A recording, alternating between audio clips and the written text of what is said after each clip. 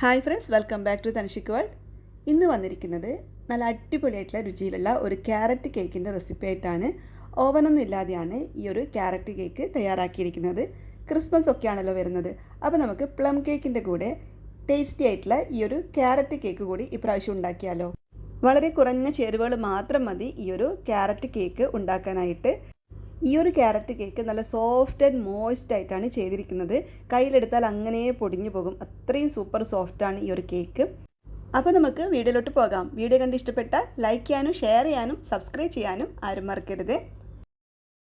ഇതിനായിട്ട് ഞാനിവിടെ മീഡിയം സൈസിലുള്ള ഒരു ക്യാരറ്റ് എടുത്തിട്ടുണ്ട്. ഇനി ഇത് നല്ലതുപോലെ വാഷ് ചെയ്ത ശേഷം തൊലിയൊക്കെ കളഞ്ഞിട്ട് ഇതുപോലെ ചെറിയ ചെറിയ പീസസ് ആയിട്ട് മിക്സിയുടെ ചെറിയ ജാറിലോട്ട് ഇട്ട് കൊടുക്കാം. ഒന്നുകിൽ ഇതുപോലെ ചെറിയ ചെറിയ പീസസ് ആയിട്ട് ഇട്ടിട്ട് ക്രഷ് ചെയ്തെടുക്കാം. അതല്ലെങ്കിൽ ക്യാരറ്റ് നന്നായിട്ടൊന്ന് ഗ്രേറ്റ് ചെയ്ത ശേഷം മിക്സിയുടെ ചെറിയ ജാറിലിട്ടിട്ടൊന്ന് ക്രഷ് ചെയ്തെടുത്താലും മതി. അപ്പോൾ ഞാനിപ്പോൾ ഇതിവിടെ ക്രഷ് ചെയ്തെടുത്തിട്ടുണ്ട്.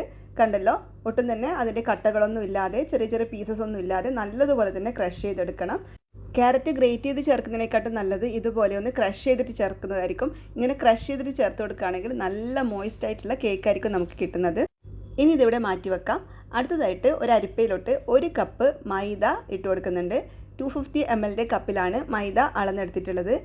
അതിലേക്ക് 1.5 ടീസ്പൂൺ ബേക്കിംഗ് പൗഡറും 1 ടീസ്പൂൺ ബേക്കിംഗ് സോഡയും 1/2 ടീസ്പൂൺ ഉപ്പും ചേർത്തിട്ട് നല്ലതുപോലെ ഒന്ന് അരിച്ചെടുക്കാം. ഞാനിപ്പോൾ ഇത് ഒരു പ്രാവശ്യം മാത്രമേ അരിച്ചെടുക്കുന്നുള്ളൂ. നിങ്ങൾക്ക് വേണമെന്നുണ്ടെങ്കിൽ 2-3 പ്രാവശ്യമൊക്കെ ഇതുപോലെ ഒന്ന് അരിച്ചെടുക്കാവുന്നതാണ്. അങ്ങനെയാവുമ്പോൾ നല്ലതുപോലെ തന്നെ ബേക്കിംഗ് പൗഡറും ബേക്കിംഗ് സോഡയും ഒക്കെ മിക്സായി കിട്ടും. അല്ലെങ്കിൽ ഒരു പ്രാവശ്യം അരിച്ചെടുത്ത ശേഷം ഇതുപോലെ ഒരു ഫോർക്ക് യൂസ് ചെയ്തിട്ട് നല്ലതുപോലെ ഒന്ന് മിക്സ് ചെയ്തെടുത്താൽ മതി. ഈ ബേക്കിംഗ് സോഡയും ബേക്കിംഗ് പൗഡറൊക്കെ മൈദയിൽ നല്ലതുപോലെ മിക്സായി കിട്ടണം. അതിനുശേഷം ഒരു ബൗളിലോട്ട് 4 മുട്ട ചേർത്ത് കൊടുക്കുന്നുണ്ട്. റൂം ടെമ്പറേച്ചറിലുള്ള മുട്ടയാണ് എപ്പോഴും കേക്ക് ഉണ്ടാക്കാനായിട്ട് എടുക്കേണ്ടത്. ഒരിക്കലും ഫ്രിഡ്ജിൽ നിന്ന് ഡയറക്റ്റ് എടുത്തിട്ട് യൂസ് ചെയ്യരുത്. ഇനി ഇത് നല്ലതുപോലെ ഒന്ന് ബീറ്റ് ചെയ്തെടുക്കണം. ഞാനിവിടെ ബീറ്റർ യൂസ് ചെയ്തിട്ടാണ് ഇത് ബീറ്റ് ചെയ്തെടുക്കുന്നത്. ബീറ്റർ ഇല്ലയെന്നാണെങ്കിൽ മിക്സിയിൽ നല്ലതുപോലെ ഒന്ന് അടിച്ചെടുത്താൽ മതി. 2-3 മിനിറ്റ് നേരത്തേക്ക് നല്ലതുപോലെ ഒന്ന് അടിച്ചെടുത്താൽ മതിയാകും. ഇതിപ്പോൾ 2-3 മിനിറ്റ് നേരത്തേക്ക് നല്ലതുപോലെ ഒന്ന് ബീറ്റ് ചെയ്തെടുക്കുന്നുണ്ട്. അധികം ഫ്ലഫി ആയിട്ട് വരണമെന്നൊന്നുമില്ല, ജസ്റ്റ് ഒരു 3 മിനിറ്റ് നേരത്തേക്കൊന്ന് ബീറ്റ് ചെയ്തെടുത്താൽ മതിയാകും. കേക്ക് ഉണ്ടാക്കുമ്പോൾ എപ്പോഴും ശ്രദ്ധിക്കേണ്ട കാര്യം എന്താണെന്ന് വെച്ച് കഴിഞ്ഞാൽ, നമ്മളിതുപോലെ ബീറ്റ് ചെയ്തെടുക്കുന്ന സമയത്ത് ഈ ബീറ്ററിലും നമ്മളെടുക്കുന്ന ബൗളിലൊന്നും ഒരു തുള്ളി വെള്ളം ഉണ്ടാകാൻ പാടില്ല. നല്ല ഡ്രൈ ആയിട്ടുള്ള ബൗളും ബീറ്റേഴ്സൊക്കെയാണ് നമ്മൾ യൂസ് ചെയ്യേണ്ടത്. അല്ലെങ്കിൽ നല്ലതുപോലെ ഈ മുട്ട പതിഞ്ഞ് കിട്ടില്ല. അപ്പോൾ നമ്മുടെ കേക്ക് നല്ല സോഫ്റ്റായി കിട്ടില്ല. അപ്പോൾ ഇതിപ്പോൾ ഇവിടെ ഒന്ന് ബീറ്റ് ചെയ്തെടുത്തിട്ടുണ്ട്. ഇനി ഇതിലേക്ക് 1/4 കപ്പ് പഞ്ചസാരയാണ് ചേർത്ത് കൊടുക്കുന്നത്. ചെറിയ ചെറിയ തരിയായിട്ടുള്ള പഞ്ചസാര ആയത് കാരണം ഞാൻ പൊടിക്കുന്നൊന്നുമില്ല. അപ്പോൾ നിങ്ങളുടെ കയ്യിലുള്ളത് വലിയ തരിയായിട്ടുള്ള പഞ്ചസാരയൊക്കെ ആണെങ്കിൽ ഒന്ന് പൊടിച്ചതിന് ശേഷം ചേർത്ത് കൊടുക്കണം. അതുപോലെ മിക്സിയിലാണ് നിങ്ങളിത് അടിച്ചെടുക്കുന്നതെങ്കിൽ പഞ്ചസാര എന്തായാലും പൊടിച്ചതിന് ശേഷം മാത്രം ചേർത്ത് കൊടുക്കാൻ ശ്രദ്ധിക്കണം. ഇത് നല്ലതുപോലെ ഒന്ന് മിക്സ് ചെയ്ത് കൊടുക്കാം. 1-2 മിനിറ്റ് നേരത്തേക്ക് നല്ലതുപോലെ പഞ്ചസാര ഒന്ന് ബീറ്റ് ചെയ്ത് കൊടുക്കണം. ഏത് കേക്കിനാണെങ്കിലും 1 കപ്പ് മൈദ എടുക്കുന്ന സമയത്ത് 1/4 കപ്പ് പഞ്ചസാര കറക്റ്റ് അളവായിരിക്കും. ഇനി ഇതിലേക്ക് 1/4 കപ്പ് ഓയിൽ ചേർത്ത് കൊടുക്കാം. ഏത് റിഫൈൻഡ് ഓയിൽ വേണമെങ്കിലും, മണമില്ലാത്ത ഏത് ഓയിൽ വേണമെങ്കിലും കേക്ക് ഉണ്ടാക്കാൻ യൂസ് ചെയ്യാവുന്നതാണ്. നമ്മളിപ്പോൾ ഇവിടെ നല്ല സൂപ്പർ മോയ്സ്റ്റ് ആയിട്ടുള്ള കേക്കാണല്ലോ ഉണ്ടാക്കുന്നത്. അതുകൊണ്ടാണ് 1/4 കപ്പ് ഓയിൽ യൂസ് ചെയ്തിട്ടുള്ളത്. ഇല്ലെങ്കിൽ 1/2 കപ്പ് ഓയിൽ വരെ യൂസ് ചെയ്താൽ മതിയാകും. ഓയിലിന് പകരം 1/4 കപ്പ് ബട്ടർ മെൽറ്റ് ചെയ്തതും ചേർത്ത് കൊടുക്കാവുന്നതാണ്. ഓയിൽ ചേർത്തതിന് ശേഷം ഒരു 30 സെക്കൻഡ് നേരത്തേക്ക് മാത്രം ഒന്ന് ബീറ്റ് ചെയ്തെടുത്താൽ മതിയാകും. ഇനി ഇതിലേക്ക് 1 ടീസ്പൂൺ വാനില എസൻസ് ചേർത്ത് കൊടുക്കാം. 4 മുട്ടയൊക്കെ ചേർക്കുന്ന സമയത്ത് നിങ്ങൾക്ക് സംശയം ഉണ്ടാകും, മുട്ടയുടെ സ്മെല്ല് വല്ലാതെ മുന്നിട്ട് നിൽക്കുക എന്നുള്ളത്. ഇതുപോലെ വാനില എസൻസ് ഒക്കെ ചേർത്ത് കൊടുക്കുന്ന സമയത്ത് മുട്ടയുടെ സ്മെല്ല് തീരെ അറിയില്ല. വാനില എസൻസിന് പകരം നിങ്ങൾക്ക് വേണമെങ്കിൽ ഓറഞ്ച് എസൻസ് ഒക്കെ ചേർത്ത് കൊടുക്കാം. കയ്യിൽ ഏതാണോ ഉള്ളത് ആ ഒരു ഫ്ലേവർ ചേർത്ത് കൊടുക്കാവുന്നതാണ്. 1 ടീസ്പൂൺ മുതൽ 1.5 ടീസ്പൂൺ വരെ എസൻസ് ചേർത്ത് കൊടുക്കാം. ഇനി ഇതിലേക്ക് നമ്മൾ മിക്സ് ചെയ്ത് മാറ്റി വെച്ചിരിക്കുന്ന മൈദ ഇട്ട് കൊടുക്കാം. ഒരുമിച്ച് ഇട്ട് കൊടുക്കാൻ പാടില്ല, കുറച്ച് കുറച്ചായി ഇട്ടിട്ട് വേണം മിക്സ് ചെയ്തെടുക്കാനായിട്ട്. ഒരിക്കലും നമ്മളിതുപോലെ ഡ്രൈ ഇൻഗ്രീഡിയൻസ് ചേർത്ത് കൊടുത്തതിന് ശേഷം ബീറ്റ് ചെയ്തെടുക്കാൻ പാടില്ല. ഇതുപോലെ ഒരു സ്പാച്ചിൽ യൂസ് ചെയ്തിട്ട് വേണം ഇത് മിക്സ് ചെയ്തെടുക്കാനായിട്ട്. ഞാനിപ്പോൾ ഇവിടെ കട്ട് ആൻഡ് ഫോൾഡ് മെത്തേഡിലാണ് ഇത് മിക്സ് ചെയ്തെടുക്കുന്നത്. ഇതുപോലെ മിക്സ് ചെയ്തെടുക്കുന്ന സമയത്ത് നല്ലതുപോലെ തന്നെ മിക്സായി കിട്ടുകയും ചെയ്യും. നമ്മുടെ കേക്ക് നല്ലതുപോലെ തന്നെ പൊങ്ങി വരികയും ചെയ്യും. അപ്പോൾ ഇതുപോലെ തന്നെ കട്ട് ആൻഡ് ഫോൾഡ് മെത്തേഡിൽ തന്നെ ഇത് മിക്സ് ചെയ്തെടുക്കാൻ നോക്കണം. നമ്മൾ എടുത്തു വെച്ചിരിക്കുന്ന മൈദ മുഴുവനായിട്ട് ചേർത്തിട്ട് നല്ലതുപോലെ ഇതൊന്ന് മിക്സ് ചെയ്തെടുക്കാം. ഇനി ഇതിലേക്ക് ക്രഷ് ചെയ്ത് മാറ്റി വെച്ചിരിക്കുന്ന ക്യാരറ്റ് ചേർത്ത് കൊടുക്കാം. ഇതിലേക്ക് വേറെ ഫുഡ് കളറൊന്നും ചേർത്ത് കൊടുക്കുന്നില്ല. ക്യാരറ്റ് ചേർത്ത് കൊടുക്കുന്ന സമയത്ത് തന്നെ നല്ലതുപോലെ ഇതിൻ്റെ കളറൊക്കെ ഒന്ന് ചേഞ്ചായി കിട്ടും. ലൈറ്റായിട്ടുള്ള ഒരു ഓറഞ്ച് കളറായിരിക്കും നമ്മുടെ ബാറ്ററിന് കിട്ടുന്നത്. ഇനി ഇതിലേക്ക് കുറച്ച് ടൂട്ടി ഫ്രൂട്ടിയും ചെറുതായിട്ട് ക്രഷ് ചെയ്ത കാഷ്യൂ നട്ട്സും കൂടി ഇട്ട് കൊടുക്കുന്നുണ്ട്. ടൂട്ടി ഫ്രൂട്ടി ഒന്നും കയ്യിലില്ല എന്നാണെങ്കിൽ റൈസിൻസ് ഉണ്ടെങ്കിൽ റൈസിൻസ് ഇട്ട് കൊടുക്കാം. ഇനി ഒന്നും ഇല്ല എന്നാണെങ്കിലും പ്ലെയിൻ ആയിട്ടാണെങ്കിലും കുഴപ്പമൊന്നുമില്ല, നല്ല ടേസ്റ്റ് ഉണ്ടാവും നമ്മുടെ കേക്ക്. അതല്ലെങ്കിൽ ഒരു ക്യാരറ്റ് ഗ്രേറ്റ് ചെയ്തിട്ട് 1-2 ടേബിൾ സ്പൂൺ ചേർത്ത് കൊടുത്തിട്ട് നല്ലതുപോലെ ഒന്ന് മിക്സ് ചെയ്തെടുത്താലും മതി. എന്നിട്ട് നല്ലതുപോലെ ഒന്ന് മിക്സ് ചെയ്തെടുക്കാം. അങ്ങനെ ഇതാ നമ്മുടെ ബാറ്റർ ഇവിടെ തയ്യാറായിട്ടുണ്ട്. ഇനി കേക്ക് ഉണ്ടാക്കാൻ പോകുന്ന കേക്ക് ടിന്നിലേക്ക് ഓയിലോ ബട്ടറോ നല്ലതുപോലെ ഒന്ന് സ്പ്രെഡ് ചെയ്ത് കൊടുക്കാം. ഞാനിപ്പോൾ ഇവിടെ ബട്ടർ പേപ്പർ വെച്ച് കൊടുത്തിട്ടുണ്ട്. ഇനി ബട്ടർ പേപ്പർ ഇല്ലയെന്നാണെങ്കിൽ നല്ലതുപോലെ ഓയിലോ ബട്ടറോ ഒന്ന് സ്പ്രെഡ് ചെയ്ത് കൊടുത്ത ശേഷം കുറച്ച് മൈദപ്പൊടി ഇട്ടിട്ട് ഒന്ന് സ്പ്രെഡ് ചെയ്തെടുത്താൽ മതിയാകും. എന്നിട്ട് അത് തട്ടിക്കളയണം, ആ മൈദപ്പൊടി അങ്ങ് തട്ടിക്കളയണം.